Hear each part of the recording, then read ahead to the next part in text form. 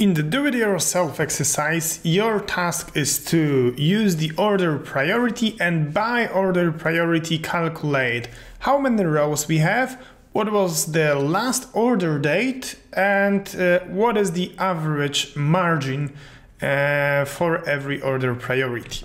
Try to do it on your own and then check together with me. The solution, we've got a table, so we insert a pivot table into a new worksheet. Then we place order priority on the rows shelf, and we start by placing any field on the values shelf. It might be also the same order priority, which is going to calculate the count of order priorities in there, but it's actually count of rows. What is more, we can also work on the order date, which is the date column inside the source table, and below the order date you can always check what is the number that Excel can see when working with dates.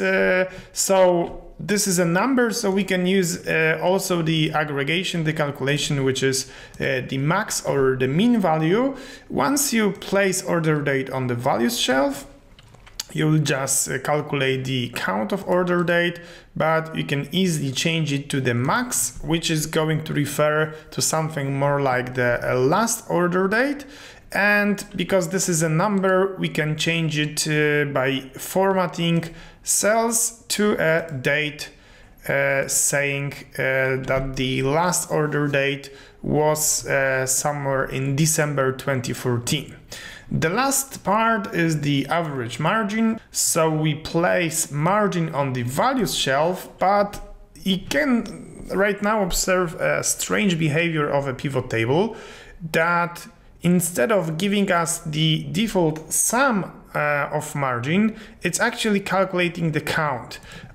My margin column more or less is a number column. It has a decimal number formatting, but once you start analyzing the data further, you can see, oh, we've got a text in here. So this is kind of sign for you inside the pivot table that if you have a number column and you don't get any sum by default, this means you've got some text in there and you need to check the quality of your data.